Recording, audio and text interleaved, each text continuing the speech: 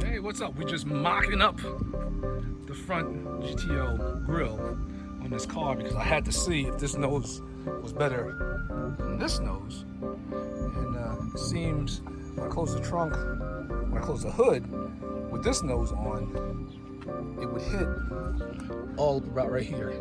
So now that can be fixed, but being I had an extra nose, I wanted to see if this one was hitting the front. And as you can see, I got to do a little bit more work to get this side lined up, but you have a nice gap. It's a little closer here, but even still, and this one's not, well, you know what, if you do this,